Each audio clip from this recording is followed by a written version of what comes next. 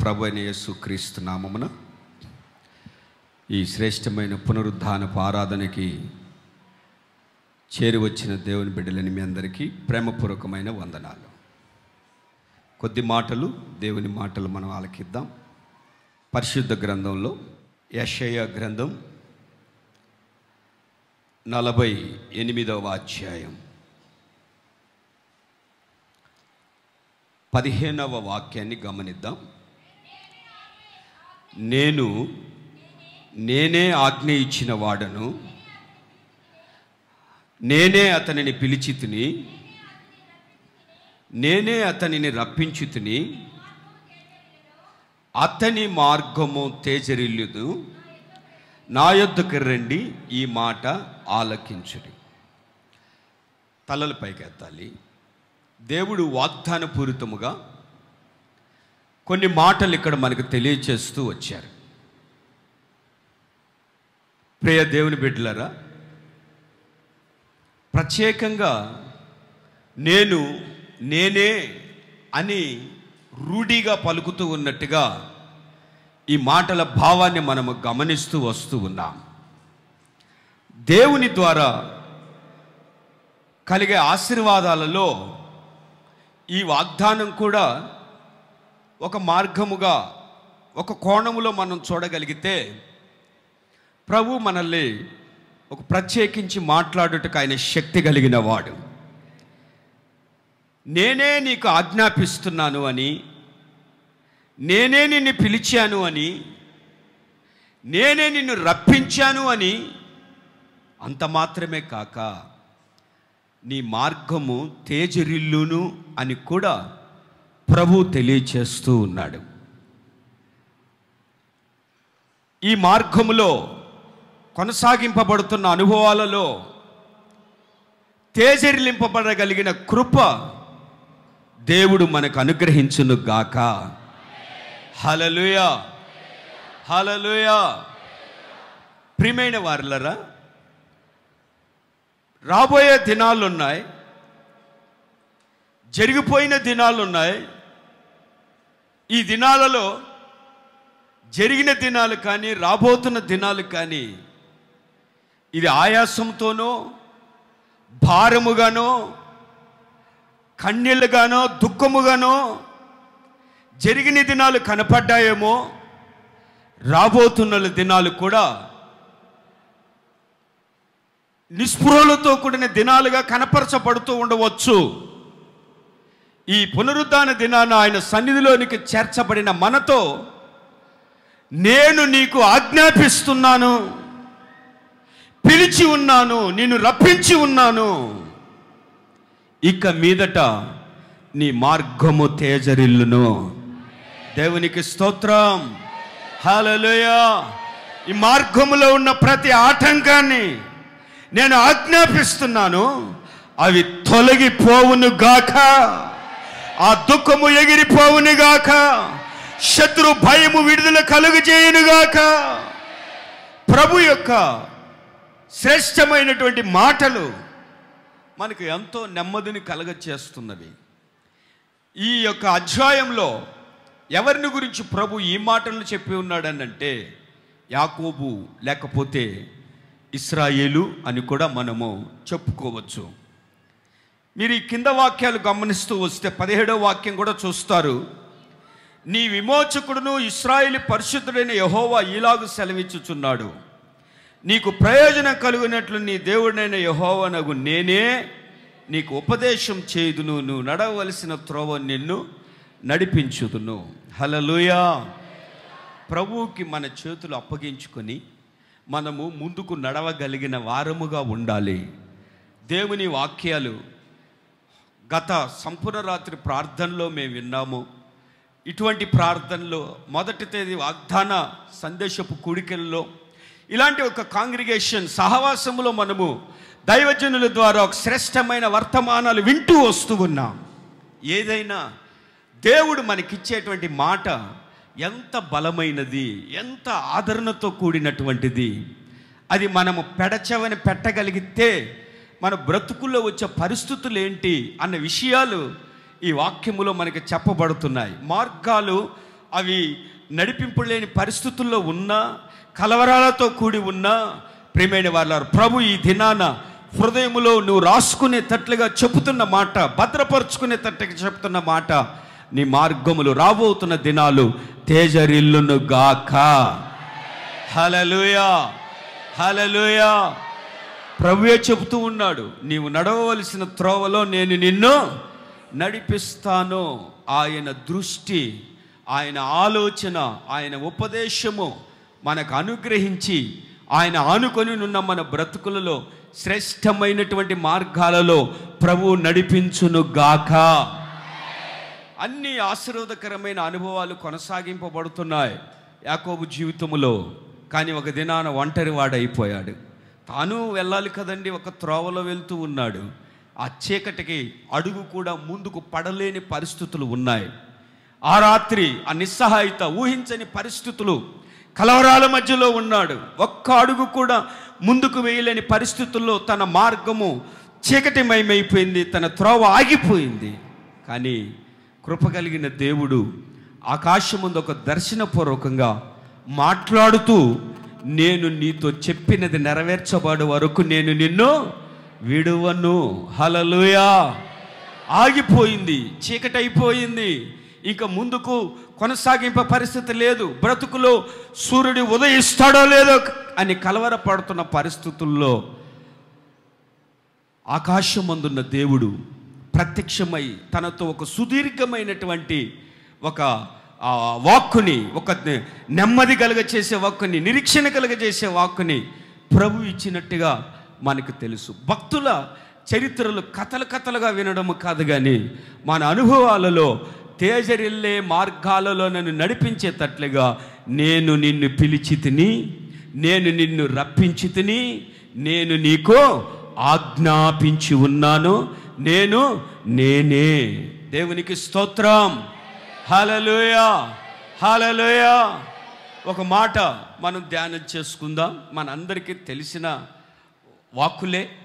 ప్రియమైన వారులరా, పడరాని పాటలు పడుతూ ఉంది, మార్గంలో వెళుతూ ఉంది, అరణ్యములో అటు ఇటు తిరుగుతూ ఉంది అన్నట్టుగా హాగరును గురించి వాక్యములో మనం చూస్తున్నాం. తన మార్గంలో వెళుతుంది, కానీ హృదయం నిండా దుఃఖము, ఎక్కడికి వెళ్ళాలో తెలియని పరిస్థితి, దినాలు మటుకు కళ్ళ ముందు కనపడుతూ ఉన్నాయి, కానీ ఆయాసముతో కొనసాగింపబడుతున్న పరిస్థితులు. అది కూడా ఒక బ్రతుకేనా అన్నట్టుగా తన బ్రతుకులో ఆయాసముతో మార్గాలు వెళుతూ ఉన్నాయి. కానీ ఒకానొక చోట తన ప్రయాణం ఆగిపోయింది. గల కారణం ఏంటంటే, తెచ్చుకున్నవన్నీ తరిగిపోయాయి, సిద్ధము చేసుకున్నవన్నీ అయిపోయాయి. నిజమే, సిద్ధము చేసుకున్నవి, సంపాదించినవి మనకి సపోర్ట్ చేయలేకపోవచ్చు. దేవునికి స్తోత్రం. హల్లెలూయా. నా అనుకున్న వాళ్ళు, నేను అనుకున్న వాళ్ళు, నన్ను అనుకున్న వాళ్ళు చేయి విడిచిపెట్టవచ్చు. ఒంటరిగా నిలబడిపోయింది. ఏదైనా ఉంటే తనకి దుఃఖం, ఏదైనా ఉంటే మరణము ఎదురుగా ఉంది, ఏదైనా ఉంటే నిస్సహాయం, కుమిలిపోయే పరిస్థితులు. ప్రియమైన వాళ్ళ బ్రతుకు దినములలో, రాబోయే దినాలలో ఎలా తన బ్రతుకు ఉంటుందో కూడా తెలియని ఒక భయంకరమైన నిస్సహాయ పరిస్థితులలో చిక్కుకునినట్టుగా ఆ సందర్భాలు మనకి బాగా తెలుసు. ఎందుకనంటే ప్రతి దినము మనం అనుకున్నట్టుగా కాక ఏదో ఒక సమస్య ఎదుర్కొంటూ ఉండవచ్చు. ఇలాంటి హాగరు జీవితంలో అలా తన ప్రయాణము అకస్మాత్తుగా నిలబడిపోయింది. నిలబడిన చోట తీరని దాహము, నిలబడిన చోట మరణపు కేకలు, నిలబడిన చోట బ్రతుకంత కన్నీరు మున్నీరు బిగ్గరగా కేకలు వేస్తున్నట్టుగా దేవుని వాక్యములో మనం చూస్తున్నాం. ఆ సమయంలో దేవుడు తన వాక్కుని ప్రత్యక్షపరిచాడు. దేవునికి స్తోత్రం కలుగునుగాక. హల్లెలూయా. మీకు వాక్యం తెలుసు, అందులో రాయబడినటువంటి మాట, హాగరు నీకేమి వచ్చింది? ఈ చిన్నవాడున్న చోట నీటి ఊట సిద్ధపరచబడి ఉంది. దేవునికి స్తోత్రం.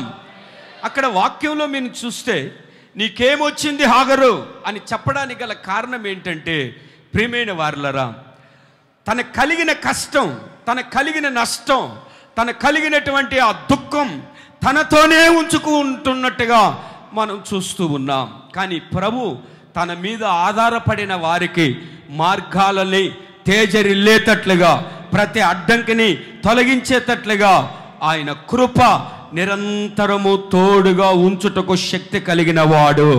హల్లెలూయా. ఏ తల్లికి ఏ తండ్రికి కూడా రాని దుఃఖము ఈమె అనుభవిస్తున్నట్టుగా మనం ఆ చరిత్రలో మనకి చెప్పబడుతూ ఉంది. కుమారుడు కళ్ళ ముందే చనిపోతాడేమో అన్న పరిస్థితులు ఉన్నాయి.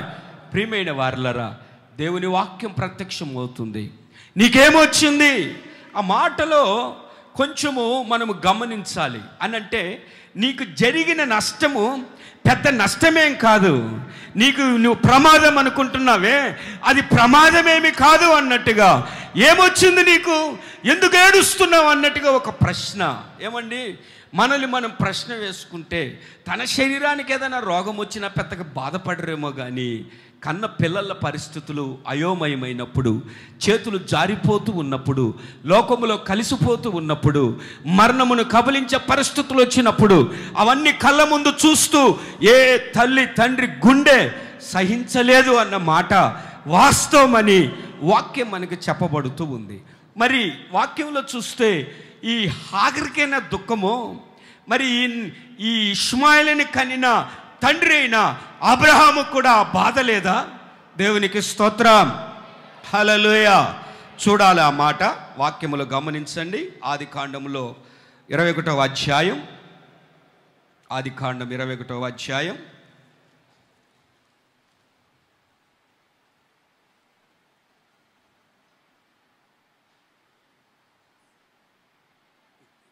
17వ వాక్యం.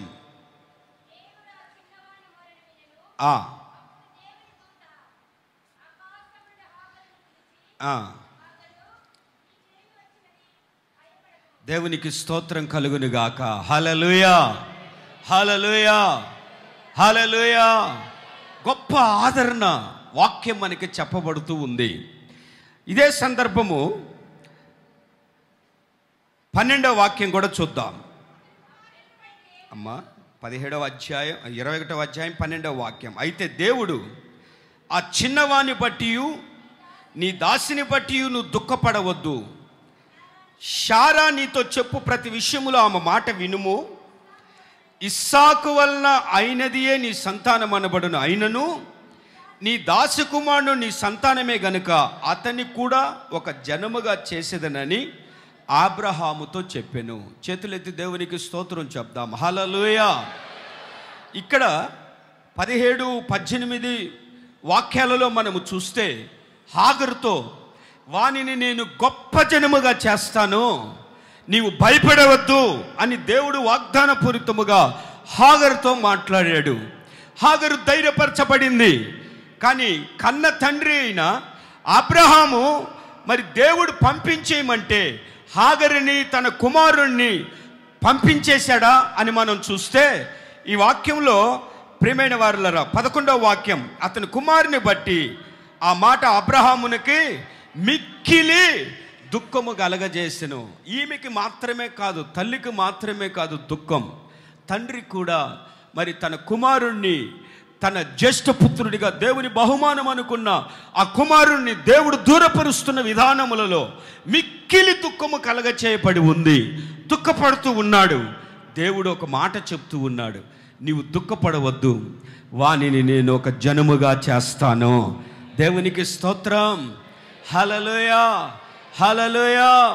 నా ప్రియమైన దేవుని బిడ్డలారా, అబ్రహాము వెంటనే దేవుని మాట విని అబ్రహాము హృదయంలో నా కన్నుల ఎదుట నా కుమారుడు ఉంటే నా కన్నుల పరిధిలోనే నేను కాపాడుకోవచ్చు. దేవుని వాక్యం ఏమైనా పడుతుందంటే నీవు వానిని పంపించే, వానిని ఇక మీదట నేను వానిని గొప్ప జనముగా చేస్తాను. అబ్రహాముకు అంతకన్నా ఏం కావాలండి? ప్రభువా, నా కనుదృష్టి కన్నా నీ కనుదృష్టిలో ఉంటే నిరంతరము ఒక తల్లిగా, నిరంతరము ఒక తండ్రిగా బిడ్డల పట్ల ఉన్నటువంటి కాంక్షని, ప్రేమని బట్టి వారిని కాపాడుకోవాలనుకున్నా సరైన మార్గాలలో నడిపించలేమేమో, కానీ నీ చేతుల్లోకి తీసుకున్న మీదట ఇక నాకు దుఃఖం పడవలసిన అక్కర లేదు. హల్లెలూయా, హల్లెలూయా. అబ్రహాం తన దుఃఖాన్ని ఎలా దిగమింగుకున్నాడు, తన కుమారుడిని ఎలా పంపించాడనంటే దేవుని వాక్యం, దేవుని వాగ్దానం. ఈ దినాన ప్రియమైన వారలారా, హై స్టడీస్లో పిల్లలు చేర్చబడి ఉన్నారు. కొంత దూర ప్రాంతాల్లో కన్నబిడ్డలు ఉండవచ్చు. ఆ దినాల్లో దైవజనులు పాట రాస్తూ యేసన్న గారు ఒక పదాన్ని వాడి ఉన్నాడు. నీ కను చూపుల పరిధిలో నన్ను నిలిపి. ఆ పాట రాసేటప్పుడు వారు వివరించిన సందర్భము, యేసన్న గారు తాను చిన్నవాడైపోయినట్టుగా, తన తల్లిదండ్రుల దగ్గర ఉన్నట్టుగా ఆయన ఊహించి, తల్లిదండ్రులు పిల్లల్ని కాపాడుకునే విధానములో వారి కన్ను దృష్టిని పిల్లల మీద ఉంచుతారు. కానీ పిల్లలు ఆడుకుంటూ అలా ఒక మలుపు తిరిగితే తల్లిదండ్రుల కన్ను దృష్టిలో నిలవలేరు. కానీ నా ప్రభు అయిన యేసుక్రీస్తు బూదిగంతలము వరకు తిరుగుతూ ఉన్నా ఆయన కనుదృష్టి పరిధిలో నన్ను ఉంచుకొని కాపాడుతూ ఉన్నాడు. దేవునికి స్తోత్రం. హల్లెలూయా, హల్లెలూయా.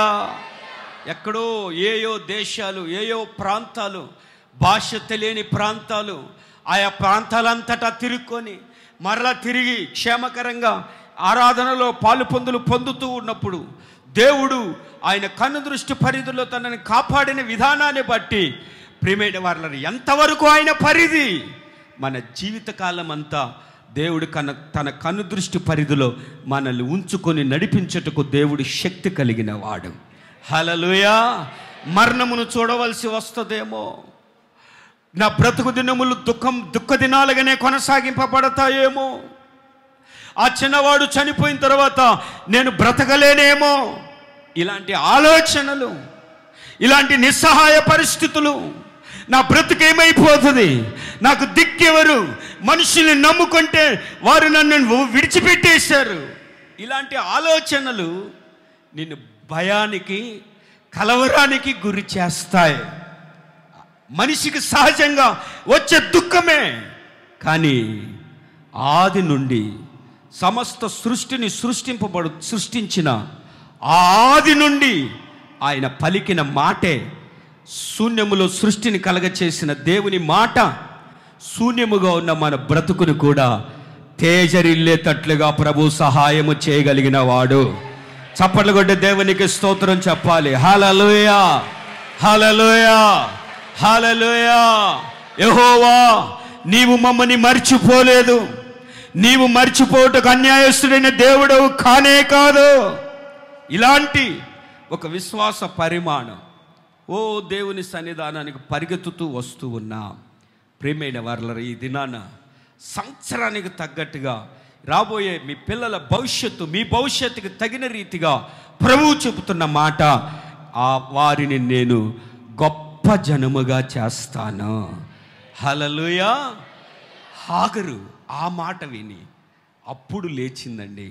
మాట చెప్పిన దేవుడు వెంటనే తన కార్యాన్ని ప్రారంభించాడు. వెంటనే ఎడారిలో నీటి పుక్కనిచ్చాడు. కోల్పోతున్నటువంటి జీవితాన్ని తిరిగి హత్తుకునేటట్లుగా ప్రభువు చేశాడు. నిలువెల్ల దుఃఖం కలిగిన బ్రతుకులో నిలువుగా సంతోషాన్ని ప్రభు ఇచ్చిన సందర్భాలు మనకి చెప్పబడుతూ ఉన్నాయి. ఏ ఒక్కరిని పోగొట్టుకొన నేరక దేవుడైన కృపా సహాయాన్ని బట్టి ఈ సహవాసములో ప్రభు మనల్ని నడిపించును గాక. హల్లెలూయా, హల్లెలూయా, హల్లెలూయా. లోకంలో ఉన్న సంఘటనలు, లోకంలో ఉన్న పరిస్థితులు, పిల్లల వ్యవస్థ కళ్ళకు కట్టినట్టుగా గడిచిన దినాల్లో మనం చూస్తూ వస్తూ ఉన్నాం. బ్రతికారో చనిపోయారో తెలియని పరిస్థితులు లోకంలో కొనసాగింపబడుతూ ఉన్నాయి. నా ప్రియ దేవుని బిడ్డలారా, దేవుడు మీ కుటుంబాల్ని చెయ్యి విడిచిపెట్టే దేవుడు కానే కాదు. వారి విషయమై దుఃఖపడుట మాని స్తుతించుట నువ్వు ప్రారంభించాలి. హల్లెలూయా, హల్లెలూయా. నేను వారిని గొప్ప జనముగా చేస్తాను. మాట మార్చని దేవుడైన సర్వశక్తి కలిగిన దేవుడు ఇది నా ప్రియమైన దేవుని బిడ్డలారా, ఆయనను అడిగిన మీదట సహాయము చేయుటకు నమ్మదగిన వాడు అన్న మాట లేఖనాలలో మనకి చెప్పకనే చెప్పబడుతూ ఉంది. హల్లెలూయా చెప్పాలందరూ హల్లెలూయా హల్లెలూయా. అన్ని అవసరతలని ప్రభు తీర్చగలిగిన వాడు, ప్రతి దినము ఆయన కృప మీద మనం ఆనుకుని నడిపించేటట్లుగా సహాయం చేయగలిగిన వాడు. ఈ ప్రయాణములో, ఈ సేవా అనుభవాలలో ప్రభు ఇచ్చిన కృపను బట్టి ముందుకు నడిపింపబడడానికి తెలివితేటలో, మన జాగ్రత్తలో మనము సిద్ధపరచుకున్న విషయాలు కాపాడవు. కానీ మా సేవా అనుభవాలలో ప్రభు ప్రతి దినము ఆయన ఉచితమైన కృప సహాయాన్ని బట్టి ప్రభు నడిపించగలిగిన వాడు. దావీదు భక్తుడు అంటాడు, నీ సహాయాన్ని బట్టి నేటి వరకు నేను నిలిచి ఉన్నాను. హల్లెలూయా హల్లెలూయా. ఎక్కలేనంత ఎత్తైన కొండ మీదకి ఎక్కించగలిగిన దేవునిగా నీవు నాకు తోడై ఉన్నావు. ఈ విశ్వాస పరిమాణములో నీవు, నీ కుటుంబము నా దేవుని చేత ఆశీర్వదింపబడునుగాక. నీ మార్గాలలో దుఃఖాన్ని తీసివేయగలిగిన వాడు, అలసటని తీసివేయగలిగిన వాడు, మరణపు ఛాయలు నీకు సమీపించకుండా ఆయన కృప నీకు తోడుగా ఉంచి నడిపించగలిగిన దేవుడు, నమ్మదగిన వాడు అన్న మాట సత్యమని వాక్యము చెప్పబడుతుంది. మరొక మాట కూడా మనము గమనిద్దాం. ఒకటి, మార్గాలలో దుఃఖాన్ని తొలగించగలిగిన వాడు, అపాయముల నుంచి విడిపించగలిగిన వాడు. హల్లెలూయా హల్లెలూయా. శత్రు భయము రానీయకుండా కాపాడుటకు శక్తి కలిగిన వాడు. రెండవ మాట చూస్తే మీ అందరికీ తెలిసిన మాటే, అది 23వ కీర్తనలో మనకు కనపడుతూ ఉంది. 3వ వాక్యం, నా ప్రాణమునకు ఆయన సేద తీర్చుచున్నాడు, తన నామమును బట్టి నీతి మార్గములలో నన్ను నడిపించుచు ఉన్నాడు. హల్లెలూయా.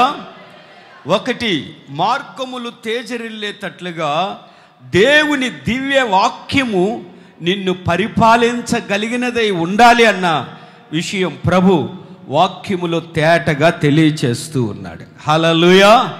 ఇది సంఘమైన, కుటుంబమైన వాక్యము చేత కట్టబడినదై ఉండాలి, వాక్యము చేత బలము పొందుకున్నదై ఉండాలి. ఆ వివాహ వ్యవస్థ కానీ, ఆ కుటుంబ వ్యవస్థ కానీ, వారు సంచరిస్తున్న ప్రతి చోట ప్రభు వాక్యము ఉన్న చోట ఆయన జీవము కలిగిన అనుభవాలతో మన బ్రతుకులకి కృపాక్షేమములు అనుగ్రహించేందుకు నమ్మదగిన వాడు. రెండవ మాట చూస్తే, నీతి మార్గములలో ఆయన నన్ను నడిపించుచున్నాడు. చాలా చక్కటి మాట అండి. దావీదు తన గుండెల మీద చేతులు వేసుకొని చెబుతున్న మాట, నీతి మార్గములలో నా దేవుడు నన్ను నడిపించుచూ ఉన్నాడు. హల్లెలూయా. ఇవి చదవడానికి ఏదో రెండో ఎక్కం బట్టి పట్టినట్టుగా 23వ కీర్తన అంటే కటకటకటకట చదివేసేస్తారు, చెప్పేసేస్తారు, బాగానే ఉంది. ఒక్కసారి మనం బ్రతుకుతున్న బ్రతుకులో మన హృదయముతో మనము పరీక్ష చేసుకోగలిగితే మన మార్గాలు నీతి మార్గంలో నడిపింపబడుతూ ఉన్నామా? ఈ ఆరాధన చేశాం, ఈ కీర్తనాకారుడు పాటే పాడుకున్నాం, ప్రియమైన వాళ్ళ పచ్చిక గల చోట్ల పరుండ చేయుచున్నాడని, శాంతికరమైన జలముల యొద్ద నన్ను నడిపించుచూ ఉన్నాడని. ఎవరైనా అంటే యెహోవా నా కాపరి. మరి పచ్చిక గల చోట్ల పరుండడానికి శత్రువుల ఎదుట భోజనము సిద్ధపరిచి ఉంటే ఆహా ఓహో అని తింటూ ఉన్నాం. ఆయన మనకి తైలాభిషేకం చేస్తుంటే తృప్తిపరచబడుతూ ఉన్నాం. ఇన్ని సందర్భాల్లో సాక్ష్యాలు చెప్పమంటే సమయం కూడా చాలట్లేదు. హల్లెలూయా. పాపం కొంతమందికి 30 సెకండ్లలో సాక్ష్యం చెప్పేది కుదరదు, గంటైనా కావాలి, అన్ని గొప్ప కార్యాలు ఉన్నాయి. కానీ హృదయంలో దినాన చేతులు వేసుకొని యెహోవా నా కాపరి, నా బ్రతుకు దినములను నా సంపాదనలో కానీ, నా వ్యక్తిగతంగా కానీ, కుటుంబ నడిపింపులో కానీ దేవుడు నన్ను నీతి మార్గములలో నడిపించుచూ ఉన్నాడు. నా మార్గములలో నీతి మార్గాలుగా ప్రభు వాటిని పవిత్రపరిచి ఉన్నాడు అని చెప్పుకోగలిగిన స్థితి మనము కలిగి ఉన్నామో లేదో మనము జ్ఞాపకం చేసుకోవాలి. హల్లెలూయా హల్లెలూయా. నాకు ఈ యాకోబు యొక్క కుమారుల జ్ఞాపకం వస్తారు. చిన్న వయసులో యోసేపుని ఎంత హింసించి మరి అవమానపరిచి మిద్యానీయులకు అమ్మివేసిన సందర్భాలు చెప్పబడుతూ ఉన్నాయి. కానీ వారు కలిసికట్టుగా మాట్లాడుకున్నారు. ఒరే, మనలో ఏ ఒక్కరు కూడా ఈ విషయాన్ని బయట పెట్టకూడదు. ప్రియమైన వారు, ఇద్దరున్న చోట ఎవడో ఒకటి ద్వారా లీకేజీలు బయటకు వచ్చేస్తాయి. కానీ వీళ్ళు ఇంతమంది ఉన్నా, 10 మంది ఉన్నా, ఒక్కరి హృదయం కూడా ఈ యొక్క పాపము విషయంలో ఎంత కట్టబడిపోయిందంటే, ఎంత ఏకాత్మ ఉందనంటే చాలా గట్టిగా ఉన్నారండి. వాళ్ళ నాన్న దగ్గరికి వెళ్ళారు. ఏడ్రా మీ తమ్ముడు, ఏం చెప్తావు నాన్న, చెప్తే నీ కన్నీరు ఆగదు, నీ గుండె పగిలిపోతే, ఏమైందో చెప్పురా. ఇదిగో వస్త్రాన్ని చూపించిన సందర్భం మనకు తెలుసు. నా ప్రియమైన వారులరా, మిగతా వాళ్ళంతా ఆ సమయంలో నిజంగా తండ్రి ఎదుట వారి ముఖంలో దుఃఖము రాసుకున్న విధానమును బట్టి తండ్రిని నమ్మించిన విధానాన్ని చూస్తే ఈ 10 మంది ఎంత ఐక్యతగా ఉన్నారు. ప్రియమైన వారులరా, కొద్ది రోజులు గడిచిన తర్వాత భక్తి కలిగిన కుటుంబమే కదండి, ఎవరికో ఒకరికి మారు మనసు కలిగి ఒప్పుకున్న సందర్భాలు మనకు కనపరచబడుతున్నాయా? ఎక్కడా కనపడట్లేదు. హల్లెలూయా, హల్లెలూయా. ఎక్కడా కనపడట్లేదు. సంవత్సరాలు గడుస్తున్నాయి, కనపడట్లేదు. ఆఖరికి వారి కరువులో మరి ఐగుప్తు దేశానికి వెళ్ళి తన తమ్ముడిని స్వతహాగా చూసి గుర్తుపట్టినా కానీ తమ్ముని గుర్తుపట్టిన విధానమును పట్టి తండ్రి దగ్గరికి వెళ్ళి, నానా, తమ్ముడిని చూచాం, వాడు ఇలా బ్రతికున్నాడు, మరి వాడిని మేమే అక్రమంగా ఇలా చేసేసాము, మమ్మల్ని క్షమించండి అని వీరు పశ్చాత్తాపడిన సందర్భాలు లేవు. కానీ బయటికి వెళ్ళాలంటే ప్రార్థన, ఏదన్నా మేలు జరిగితే కృతజ్ఞతా కూటం, అన్నీ బాగానే ఉన్నాయి. కానీ చేసిన వాటికి పశ్చాత్తాపం లేదు, మార్గములో వెలుగు లేదు. అందుకనే ప్రియమైన వారు అనిపించిందండి, ప్రపంచం అంతా కరువు అవ్వచ్చు, మరి దేవుని బిడ్డలో ఉన్న ఆదేశానికి కరువేంటి? దేవునికి స్తోత్రం. ఇశ్రాయేలు ప్రజల నడిపింపులో ఆకలనంటే ఆయన ఆకాశము నుండి ఆహారాన్ని కురిపించిన విధానాలు మనకు తెలిసి ఉన్నాయి. దాహం అంటే బండలో నుండి నీటిని అనుగ్రహించిన వాడు, సమస్తమును మనల్ని పోషించుటకు శక్తి కలిగిన వాడు. ఇంతటి పరిస్థితుల్లో వాళ్ళు జోలెపట్టి వీళ్ళు జోలెపట్టి భిక్షమెత్తుకుంటే పర్వాలేదు, దేవుని బిడ్డలకి ఎందుకు ఈ దరిద్రత? ఎక్కడి నుంచి వచ్చింది దరిద్రత అంటే మార్గాలలో లోటు, పశ్చాత్తాపము లేదు, నెమ్మది లేని పరిస్థితులు మనకి కనపరచబడుతూ ఉన్నాయి. ఒక చోట నేను ఈ తెనాలి ప్రాంతంలో సేవ చేస్తూ ఉన్నాను. ఆ రోజు ఏదో దేవుడు ఆశీర్వదిస్తాడు, మీ సమస్యలు తీరిపోతాయి, మీ అప్పులు తీరిపోతాయి, మీరు ఇల్లు కట్టేది ఏదో వాక్యాలు తీసుకొని వాగ్దానపూరితం కొన్ని మాటలు చెప్పాను. అందరికి ప్రార్థనలు చేసేసిన తర్వాత ఒక 2 సహోదరులు ఆడవాళ్ళు కూర్చొని ఉన్నారు. నేను పాపం కొత్తగా ఉన్నట్టున్నారు, ఏదైనా సమస్య ఉన్నది దగ్గరికి పిలిచాను వాళ్ళని. ఏమైందని, మేము అప్పుడు మందిరం కడుతూ ఉన్నాం తెనాల్లో, చెంచుపేటలో. వాళ్ళు అన్నారు, పాస్టర్ గారు మీకు కానుక ఇవ్వచ్చా అని అడిగారు. కానుక ఇవ్వచ్చా అంటారు ఏంటండి? శుభ్రంగా కానుక ఇచ్చేసి ప్రార్థనలు చేయించుకొని పోకుండా అదే మాట అన్నాను. మందిరం కడుతున్నాం కదా, కానుక ఎందుకు ఇవ్వకూడదు అన్నాను. కాదండి, ఒకసారి ఆలోచించండి, మేము కానుక ఇవ్వచ్చా అండి? ఇవ్వచ్చు అన్నాను. కాదు పాస్టర్ గారు, మరి మేము ఇవ్వకూడదేమోనండి. ఎందుకు ఇవ్వకూడదు అన్నాను. అప్పుడు చెప్పారు వాళ్ళు, ఏమండి మా భర్తలు వాళ్ళ నాన్న 4 తరాలుగా దొంగలండి, దొంగలు. వాళ్ళు దొంగతనం చేసి వచ్చిన సొమ్ముతోనే మేము బ్రతుకుతున్నామండి. ఏందో అది ఒక వంశావళి వృత్తిగా చెప్పారు వాళ్ళు. ఇది కూడా ఉందా అనిపించింది నాకు. ఇప్పుడు నాకు వాళ్ళు ఎందుకు మేము ఇవ్వచ్చా అంటున్నారంటే, ఇది కూడా దొంగ సొమ్మే కదా, దేవునికి ఇవ్వచ్చా అని అడిగారు నన్ను. నాకు దడ పుట్టింది, అమ్మా వద్దమ్మా, మీ దగ్గరే పెట్టుకోండి. ప్రియమైన వాళ్ళ మళ్ళా అడిగాను నేను, ఇంతకుముందు మీరు చర్చికి వెళ్ళలేదా? 10 సంవత్సరాల నుంచి వెళ్తున్నామండి, మరి అప్పుడు రాలేదా డౌటు? నా ప్రియమైన వాళ్ళరా, అక్కడ కానుకలు ఇస్తున్నాం, కానీ ప్రభు మమ్మల్ని దినాన వాక్యము చేత వాత వేయబడిన మా హృదయాన్ని దేవుడు దర్శించాడు. దేవునికి స్తోత్రం కలుగునుగాక. హల్లెలూయా, హల్లెలూయా. ఇటువంటి పాపపు సొమ్ము దేవునికి అక్కర్లేదమ్మా. దేవుడు దరిద్రుడు కాదు, దయచేసి మీరు ఇవ్వనక్కర్లేదు. ఏడ్చారండి, కన్నీళ్లు పెట్టుకున్నారు. ఏం చేస్తాం, కన్నీళ్ళు పెట్టుకుంటే తిరిగి వెళ్ళిపోయారు. ప్రియమైన వాళ్ళు నాకు అనిపించిన నా హృదయంలో కలిగిన బాధ ఏంటంటే కానుక ఇవ్వకపోయారు. మరి వాళ్ళు తిండి ఏం తింటున్నారు? ఎక్కడో దొంగతనం చేసి ఇతరుల కన్నీళ్ళే వాళ్ళ అన్నపానాలుగా పుచ్చుకుంటున్నారు.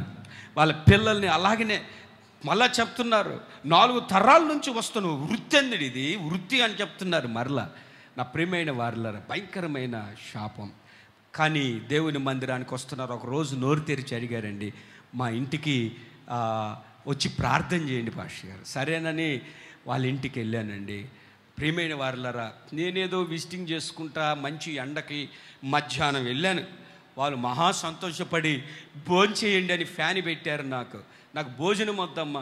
కాదండి భోంచేయండి. నా బాధ ఏంటి? ఈ బియ్యం ఎక్కడి నుంచి వచ్చాయి? వాళ్ళు ఎంతకి వినట్లేదు. ఇది దొంగ తిండి కదా, శుభ్రంగా ఆరోగ్యంగా ఉన్నాను, నాకెందుకు ఈ భోజనము? వద్దంటాను. మున్సిపాలిటీ వాటరు ఫ్రీగా ఉచితంగా అది అమ్మ చాలు తాగుతాను, కూల్ డ్రింక్ కూడా వద్దు. హల్లెలూయా, హల్లెలూయా. ఆ తర్వాత వాళ్ళు బలవంతంగా నేను వద్దు ఉంటే అన్నం పెట్టారు. ఆ రోజు అంత తొందర చేయడానికి గల కారణం ఏంటంటే, ఏదో సంథింగ్ ఒక మంచి కూర వండున్నారు, అది వేస్తున్నారు. నేను ఆ కూర చూశాను. నాకు ఆ గంపలో నుండి దొంగతనం చేసిన ఆ కోడే గుర్తొచ్చింది. అదే చెప్తున్నట్టు కొక్కరో అని అరుస్తున్నట్టుగా ఉంది. నేను అన్నానమ్మా, ఎవడో ఉదయం చేసుకుని గుండెలు బాదుకుని ఉంటాడు, పోయినోడు సామాన్యుడా? ఈ కోడి దొంగతనం చేసిన వాడు కాళ్ళు ఇరిగిపోను, తిన్న కడుపు పగిలిపోను, ఎన్ని తిట్టుకొని ఉంటాడు. ఇవన్నీ నాకు అవసరమా? నాకు వద్దు అంటున్నాను. అప్పుడు వాళ్ళు కన్నీళ్ళు పెట్టుకున్నారు. అయ్యా, ఈ ప్రార్థనా మందిరానికి మన సహవాసానికి వచ్చిన మీదట, మరి వాక్యం దర్శించిన మీదట దేవునికి ఇచ్చే ఒక 10 రూపాయలే మేము ఇవ్వలేకపోయాం. మరి మేము తినే తిండి, మా పిల్లల్ని పోషించుకునే పోషణ మాకు అసహ్యం అనిపించింది. భర్తలకి చెబితే వాళ్ళు మారరు, అందుకనే మేమే తీర్మానం చేసుకున్నామని ఒక సహోదరి చేతికి వచ్చిన కుట్టు మిషన్, ఆ కుట్టు మిషన్తో పని చేసుకొని అంత సంపాదించుకొని తాను తన పిల్లలు ఆ కష్టార్జితం చేత మేము పోషింపబడుతూ ఉన్నాం. మరొక సహోదరి పొలం పనికి వెళ్ళాం. దేవునికి స్తోత్రం. మీరు అన్నం పరీక్షగా చూస్తున్నారే, ఆ కూర పరీక్షగా చూస్తున్నారే, కష్టార్జితమేనయ్యా, దొంగతనం కాదు. నా ప్రియమైన వారలారా, మార్గాలలో, నీతి మార్గములలో యెహోవా మమ్మను నడిపించుచూ ఉన్నాడు. హల్లెలూయా, హల్లెలూయా, హల్లెలూయా. ఆశ్చర్యమైన దేవుని కృప. 4 నెలలు తిరగక ముందే ప్రియమైన వారలారా, వారి మధ్యలో ఒక చిన్న కూడిక పెట్టడం జరిగింది. ప్రియమైన వారలారా, 6 నెలలకి ఆ కుటుంబాలలో దొంగతనం చేసి జీవనోపాధి చేస్తున్న, నేను అడ్రస్ చెప్పను, మళ్ళీ మీరు పోలీసు రిపోర్ట్ ఇస్తే కష్టం. హల్లెలూయా. ఆ కుటుంబాలలో 10 కుటుంబాలు ఆ వృత్తిని వదిలిపెట్టి దేవుని నమ్ముకున్నాయి. దేవునికి స్తోత్రం.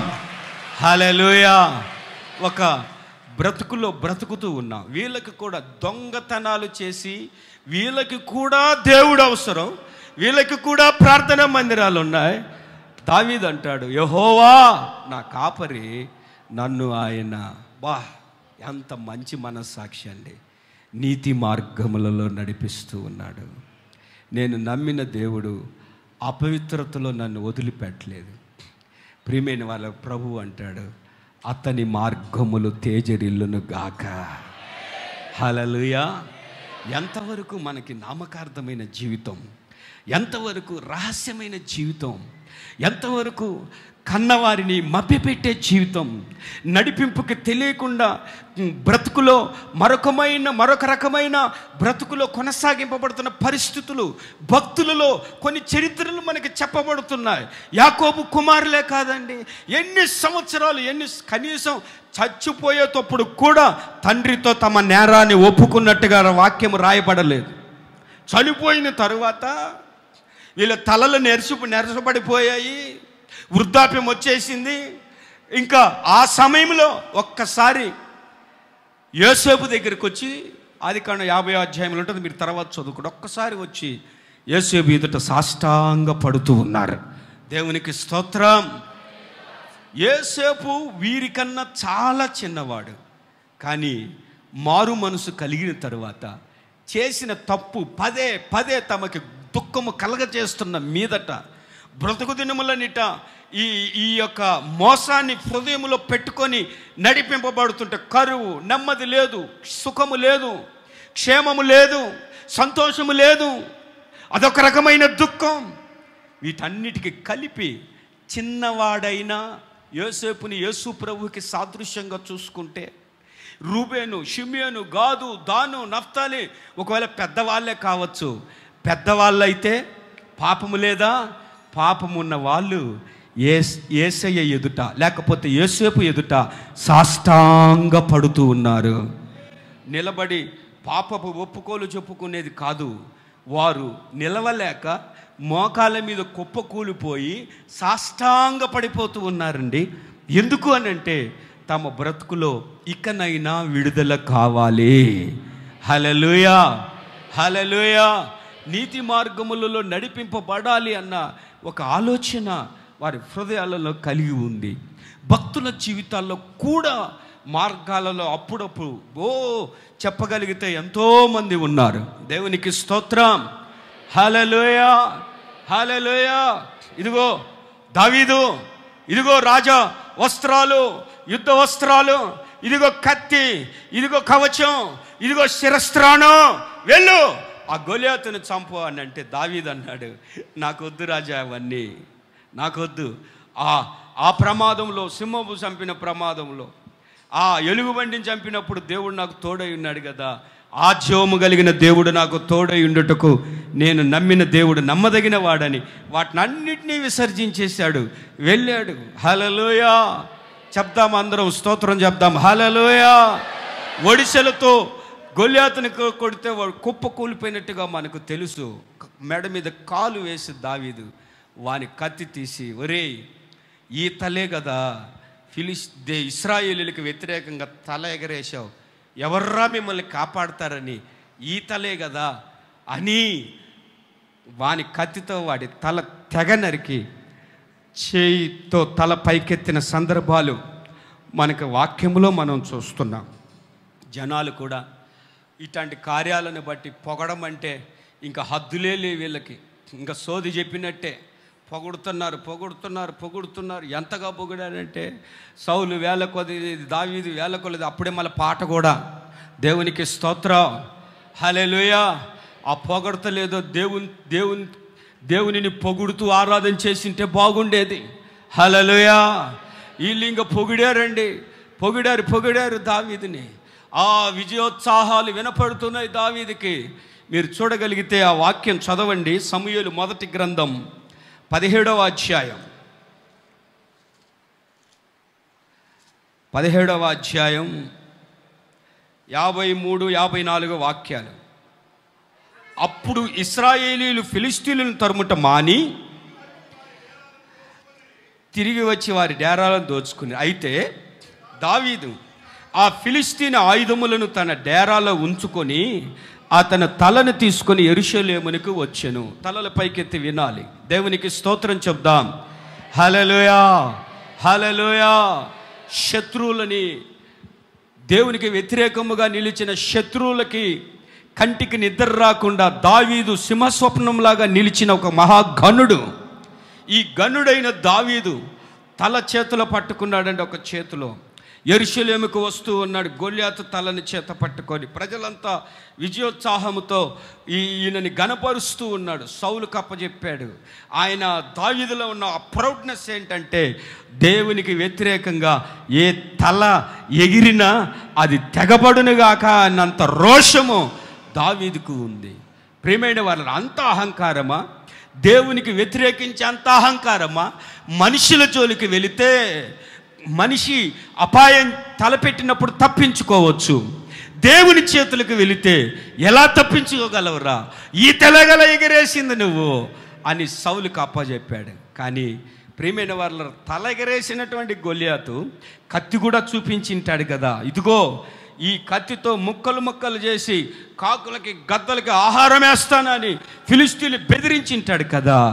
ఆ కత్తిని అప్పచెప్పలేదు, కానీ ఆ కత్తిని తీసి ఆ వాక్యంలో 54వ వాక్యములు మనం చూస్తున్నాం. దావీదు ఆ ఫిలిష్తీయుని ఆయుధములను తన డేరాలో ఉంచుకొని, దేవునికి స్తోత్రం కలుగునుగాక. అక్కడేమో సౌలు రాజు, ఇదిగో కత్తి అంటే నాకు వాడుక లేదు, ఇది నాకు వద్దని దూరం చేసిన వాడు ఇప్పుడు శత్రువు యొక్క కత్తి చూసి దేవునికి విరోధముగా లేపబడిన ఆ కత్తి మీద ఏదో ఆశపడ్డాడు.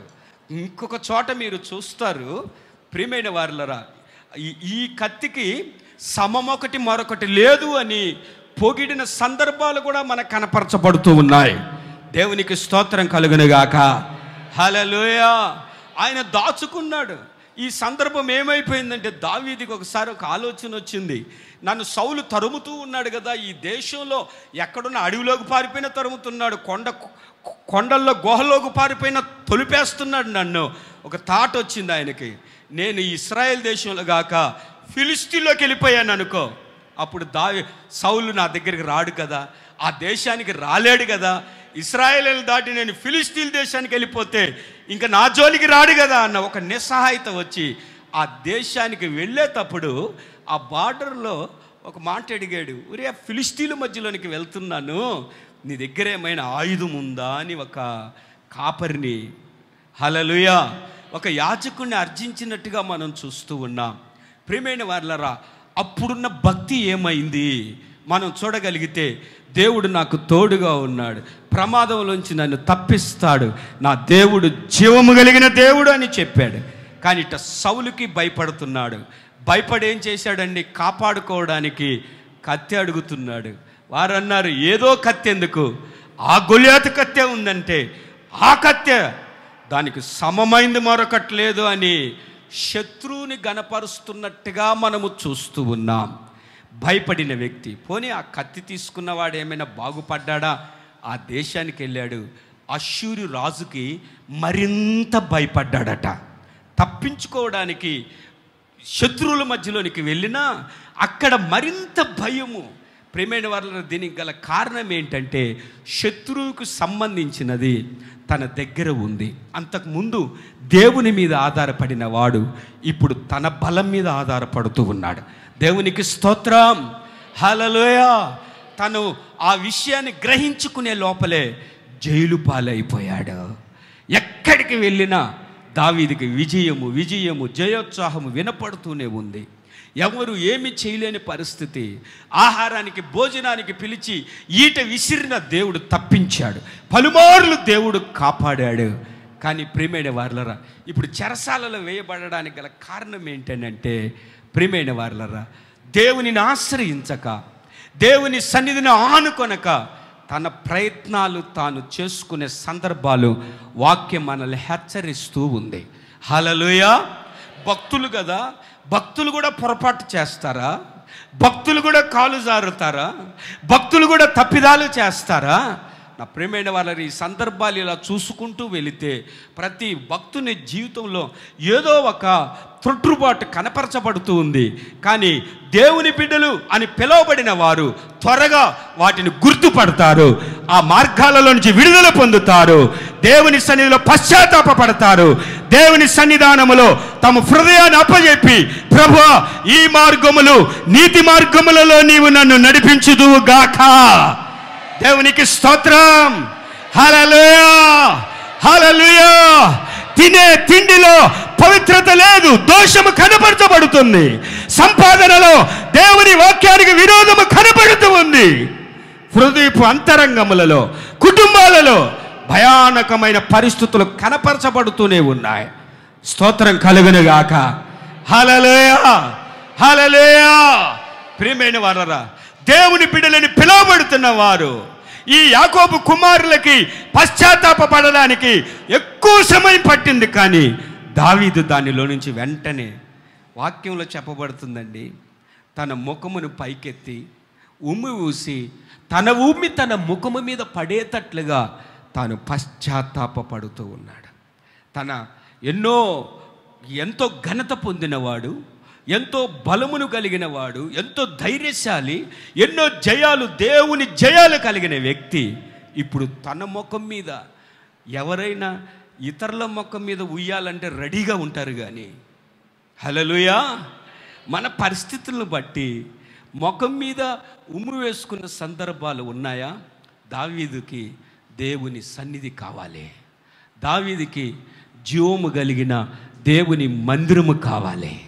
దావీదుకి తమ మార్గాలు నీతి మార్గములు కావాలి. హల్లెలూయా, హల్లెలూయా. నేను మిమ్మల్ని పిలిచి తిని, నేను మిమ్మల్ని రప్పించి తిని, నేనే నీకు ఆజ్ఞాపించుచున్నాను, నీ మార్గములు తేజరిల్లును. ఎలా తేజరిల్లుతాయి? ఎందుకు దేవుడు పిలిచాడు.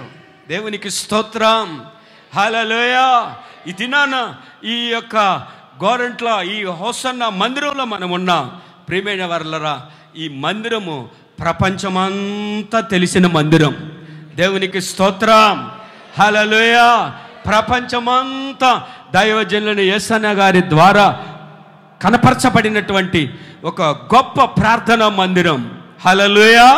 మాకు కూడా ఇక్కడ వాక్యం చెప్పాలనంటే అదొక ధన్యతగా, అదొక ఘనతగా మేము సంతోషిస్తాం. ప్రియమైన వారలారా, ఇంత చక్కటి దేవుని సన్నిధిలో ఉన్నటువంటి మన మార్గాలని మనము పరీక్ష చేసుకోవాలి. ఏమి యాకోబు నడవలేదా? వెళ్ళాడు మార్గాలలో. హల్లెలూయా. ఏమీ లేని పరిస్థితుల్లో దేవుడు తనకి మందనిచ్చాడు, కుటుంబాన్ని ఇచ్చాడు, చక్కటి సంతతినిచ్చాడు, అన్నీ బాగానే ఇచ్చాడు. కానీ యాకోబు అంటాడు, నా దినాలు దుఃఖంగా ఉన్నాయి. ఎందుకని? రాహేలును దూరం చేశాడా? అందరు కుమారులని సమానంగా ప్రేమించకుండా మిగతా కుమారులందరికీ కాకి ప్యాంట్లు, కాకి నిక్కర్లు గుట్టించాడు. యోసేపుకి మటుకు జీన్స్ ప్యాంటు గుట్టించాడు. తండ్రి మనసులో అరమర ఉంది. హల్లెలూయా. దేవుడు ఏం చేశాడు? చూశాడు, ఒరే యాకోబు, నీవు ప్రేమించగలిగిన, న్యాయం కలిగిన నీ హృదయం న్యాయంగా లేదు. వాడి విషయమై నీ 20 సంవత్సరాలు దుఃఖపడదువుగాక. అయిపోయింది. యోసేపు వెళ్ళిపోయాడు. ప్రేమించిన రాహేలు పోయింది. ఎట్ట పోయిందో తెలియదు. ఈ యోసేపు పోయాడు, ప్రేమించినోడు పోయాడు. హల్లెలూయా. తండ్రి కదా నువ్వు, నీ మనసు ఒకటిగా ఉండాలి కదా. వాళ్ళందరికీ ఒకే తానా? మళ్ళా బైబిల్లో విచిత్రమైన అంగి అంట. నిజమే కదా. హల్లెలూయా, హల్లెలూయా. అదొక ప్రత్యేకంగా తీసేశాడు. 12 మందిలో ఒక్కగానొక కుమార్తె, కుమారుల 12 మందిలో ఒక్కగానొక కుమార్తె దీనా అనుకున్నాడు. మరి అంతమందిలో ఒక్కగానొక కుమార్తె పుడితే ఆ కుమార్తెని ఎంత ప్రేమించి ఉండాలా? ప్రియమైన వారలారా, కొంచెం జాగ్రత్తగా గమనించాలి. హల్లెలూయా, హల్లెలూయా. ఇవన్నీ తలంచి యాకోబు అంటాడు, ఫరో రాజు, ఎన్ని సంవత్సరాలు, నీ వయసు ఎంత అంటే, ఏం చెప్తావు నాయన? నా బ్రతుకు దినములన్నిట దుఃఖ దినాలే అధికంగా ఉన్నాయి. నా ప్రియమైన వారలారా, పశ్చాత్తాపం కలిగి ప్రభువు పాదాలు పట్టుకొని చేసిన పాపాలకి ప్రాయశ్చిత్తం కలుగచేసే పరిస్థితులు వాక్యములో చెప్పబడుతూ ఉన్నాయి. మరి కలుగుతాయి. మార్గాలలో కొన్ని సమస్యలు వస్తాయి. ప్రియమైన వారు, దావీదు వెంటనే విడిచిపెట్టినట్టుగా మన బ్రతుకులలో మనం విడిచిపెట్టాలి. అది ఉన్నంత వరకు, ఆ కత్తి ఉంది అంతవరకు భయం ఉంది. మరీ మిక్కిలి భయపడ్డాడట. హల్లెలూయా. ఈ భయం ఎందుకు వస్తుంది? కొంచెం వాక్యాన్ని జాగ్రత్తగా గమనించాలి. ఈ దినాన నీ సంపాదనలో, నీ కుటుంబ వ్యవస్థలో, మన ఆత్మీయ జీవితంలో కలిగిన ప్రతి మరకలని పరిశుద్ధాత్మ దేవుడు తీసివేసి మనల్ని పవిత్రులుగా మార్చునుగాక. నా ప్రభు రాకడలో ఆయన ముఖాంతరములో ఒక సార్వత్రిక సంఘముగా, పెళ్లి కుమార్తె సంఘముగా ఆయనని ఎదుర్కొనే కృప ప్రభు మనకందరికీ అనుగ్రహించునుగాక. చెప్పాలి మనం, యెహోవా నా కాపరి, నాకు ఏమి తక్కువ లేదని కాదు చెప్పేది. నిజమే, తక్కువ లేదు. హల్లెలూయా. నెల సరుకు 50 కేజీలు బియ్యం అయిపోయినా ఇంకొక 50 కేజీలు రెడీగా పెట్టుకుంటాం. నీకేం తక్కువ? కానీ తక్కువైంది ఎక్కడ అంటే, ఇదిగో పరిస్థితులు ఇవి. ఏం పరిస్థితులు? హల్లెలూయా. భార్య ఉండగానే చెప్పాలి నోరు తెరిచి. ప్రియమైన వారులరా, ప్రాణంతో పెనవేసుకున్న సహా సరే దేవునికి విరోధమైనది నీ ఇంట దేవుడు ఉండనీయడు. చెప్పండి ఆమేనండి. హల్లెలూయా, హల్లెలూయా. మన కుటుంబాలకు క్షేమాభివృద్ధి కలగజేయునుగాక. చివరిగా నేను ఒక మాట చెప్తాను. చదవండి. ఎజ్రా గ్రంథం 8వ అధ్యాయం 31వ వాక్యం. కష్టార్జితములో నీతి ఉండాలి. హల్లెలూయా, హల్లెలూయా. పెంపకములో న్యాయం ఉండాలి. కుటుంబములో పవిత్రత ఉండాలి. సంఘములో పరిశుద్ధత ఉండాలి. దేవునికి స్తోత్రం. 3వ మాటగా ఎజ్రా గ్రంథం 8వ అధ్యాయం 31వ వాక్యం చదవండి.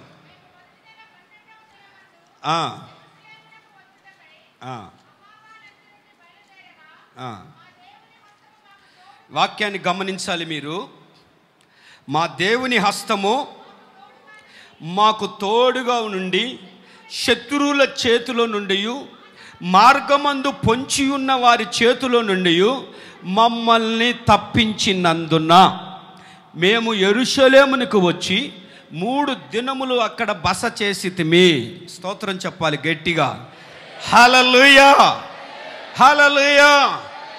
ఒక మాట మనం 2 మాటలు చూస్తున్నాం. మా దేవుని హస్తము మాకు తోడుగా ఉండినందున, 1 శత్రువుల చేతిలో నుండి, మార్గమందు పొంచి ఉన్న వారి చేతిలో నుండి మమ్మల్ని తప్పించినందున మేము యెరూషలేములోనికి వచ్చి బస చేసితిమి.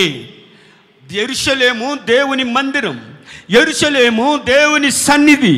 ఈ దినాన మనం ఆయన సన్నిధిలో ఉన్నాము అనంటే దేవుడట ఆయన హస్తాన్ని గడిచిన కాలమంతా మనకు తోడుగా ఉంచాడు.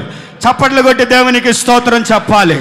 హల్లెలూయా, హల్లెలూయా, హల్లెలూయా. ఈ ప్రాంగణములో అడుగుపెట్టిన దేవుని బిడ్డలారా, దేవుడు తన హస్తాన్ని మీకు తోడై గడిచిన దినాలలో నడిపించాడు, గడిచిన దినాలలో విడిపించాడు, గడిచిన దినాలలో తప్పించాడు.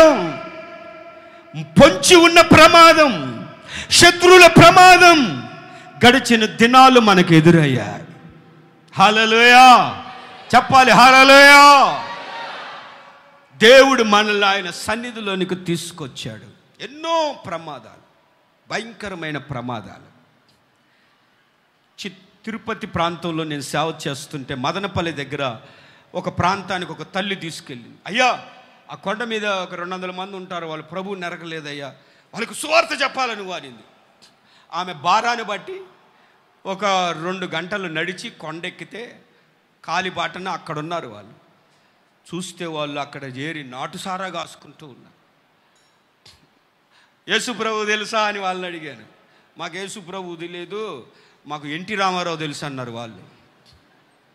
అంటే ఎలక్షన్స్కి ఓట్లు అడుగుతారు కదా, వెళ్ళి వాళ్ళు ఎక్కడున్నా వెళ్ళి అడుగుతారు కదా, ఆ నాయకుల పేర్లు చెప్తున్నారు కానీ యేసు ప్రభు తెలియదు.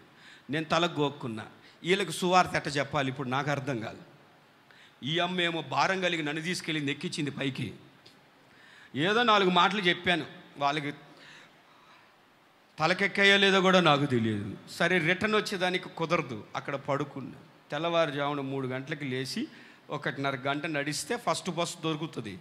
లేచి మొహం కొడుక్కుంటుంటే ఒక తమ్ముడు వచ్చి, అన్న నీ వీపు మీద చూడు, వీపు మీద చూడు అంటే, వారు నా వీపు నాకెట్ట కనపడుతుందిరా, ఏమైందో చెప్పురా బాబు అన్న. చెప్తే ఆ బనీని మీద అంత రక్తపు మరకుంది. ఇదేంటి అని చూస్తే చెప్పాడు, వెళ్ళి పడకలో చూస్తే ఆ కొండ తేలు నా 2 గోళ్ళ మధ్యలో ఇట్ట పడి చచ్చిపోయింది. అది బాగా ఇస్త్రీ అయిపోయినట్టుగా అయిపోయి దాని నీరు దాని రక్తం అంతా నా బనీనికి అయ్యింది.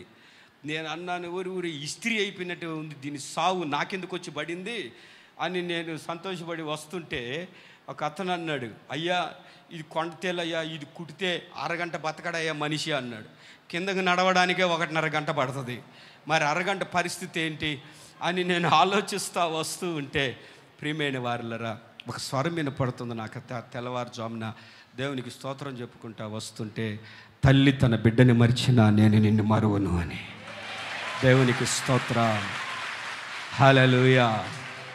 ఎంతసేపు అండి అసలు ఈ గూళ్ళ మధ్యలోకి వెళ్ళి పడడం ఏంటి? తోక కొండెమ్మ ఇటు ఉంటుంది, దాన్ని ఇటు లాగి పెట్టి ఇస్త్రీ చేసినట్టుగా ఉంది, గంజి పెట్టి చేసినట్టుగా ఉంది ఇస్త్రీ. ఎంతసేపు అండి అట్ట అనడం? నేను అనుకున్నాను, గుర్తుపట్టలే నేను. చచ్చింది, అది పోయి నా దగ్గరికి వచ్చి చచ్చింది అనుకుంటున్నా. దేవుడు గుర్తు చేశాడు. అది చావడం కాదు, కానీ దాని యొక్క ప్రమాదములో నుంచి దేవుడు నన్ను కాపాడాడు. మర్చిపోయింటే ఎప్పుడో ఇది 97వ సంవత్సరమో 98వ సంవత్సరమో ఇలా చెప్పుకుంటూ పోతే ప్రతిదినము దేవుని కృప. ఇది నాన్న దేవుని మందిరంలో నిలబడ్డాం, ప్రభు కృపలో నిలబడి ఉన్నాం. ఎన్ని శత్రు ప్రమాదాలు, ఎన్ని పొంచి ఉన్న ప్రమాదాలు తప్పింపబడితే మనము యెరూషలేమన్న ఆయన సన్నిధిలో ఉన్నామో ఒకసారి మనల్ని మనము జ్ఞాపకం చేసుకోవాలి. సామాన్యమైన పరుగుల, సామాన్యమైన ఆలోచనల మనవి. హల్లెలూయా, హల్లెలూయా. సినిమాలో కూడా ఉంటాం, అన్ని యాక్షన్లు అన్నీ ఉన్నాయి మనలో, కానీ దేవుడు వాటిలో నుంచి తప్పిస్తూ వస్తూ ఉన్నాడు. తన హస్తాన్ని తోడుగా ఉంచాడు, శత్రువుల నుంచి విడిపించు వస్తూ ఉన్నాడు. సరే, మన సంగతి పక్కన పెట్టండి. బైబిల్లో మనకు తెలుసు దానియేలు గురించి. ప్రియమైన వారలారా, సింహపు బోనులో దానియేలుని వేస్తే అతని యొక్క నిర్దోషత్వము దానియేలును కాపాడినట్టుగా మనం చూస్తూ ఉన్నాం. హల్లెలూయా. ఈ దానియేలు ఒక ప్రత్యేకమైన జీవితం నేను బైబిల్లో చూశాను. దావీదు సింహముతో పోరాడి దానిని ఓడించి దానిని చంపాడు. సంసోను కూడా సింహముతో పోరాడి, సింహము సంసోను మీద పడితే భీకరంగా పోరాడి సంసోను జయించాడు. మరొక వ్యక్తి కూడా సింహాన్ని చంపాడు. కానీ ప్రియమైన వారలారా, ఆ చరిత్రలు వేరు. ఈ సింహాలు కనీసం ధాన్యాన్ని చూడడానికి కూడా సిగ్గుపడుతున్నాయి. దేవునికి స్తోత్రం. హల్లెలూయా. అవన్నా వచ్చి మీద పడ్డాయి, కానీ ఇవి మీద పడడానికి కాదు కదా, తల ఎత్తడానికి కూడా భయపడిపోయి గడగడగడగడగడలాడిపోతున్నాయి. ప్రియమైన వారలారా, గల కారణం ఏంటి? మన వాక్యంలో చూడాలి. ఒక పక్క పేతురు పత్రికలో మనం చూస్తున్నాం. ప్రియమైన వారలారా, అపవాది గర్జించు సింహం వల్లే ఎవరిని మృంగుదునా, దైవజనులు చెప్పింటారు. మృంగుదునా అంటది కనుక దేవుడు పల్లురాలు కొట్టాడు, మింగడానికి ఆస్కారం లేదు అని. హల్లెలూయా. ప్రియమైన వారలారా, మరి సింహము అలాంటి కోపోద్రేకం కలిగి, అలాంటి రక్తము తాగే హృదయం కలిగి, అలాంటి ఒక భయంకరమైన మరణముతో సమానమైనటువంటి పరిస్థితులలో మరి దానియేలు నిర్దోషి గనుక అని వాక్యములో మనం చూస్తున్నాం. హల్లెలూయా. చెప్పాలి అందరూ హల్లెలూయా, హల్లెలూయా.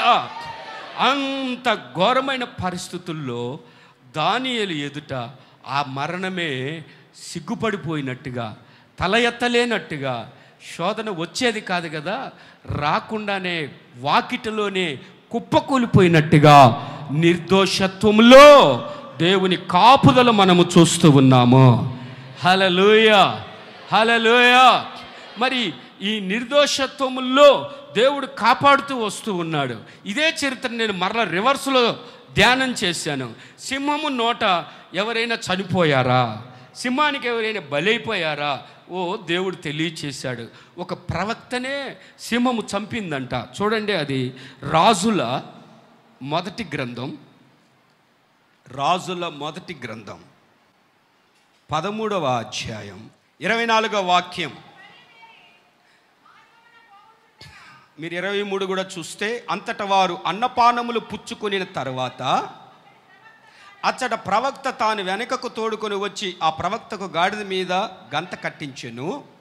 అతడు బయలుదేరి మార్గమున పోవుచుండగా ఒక సింహము అతనికి ఎదురుపడి అతనిని చంపెను.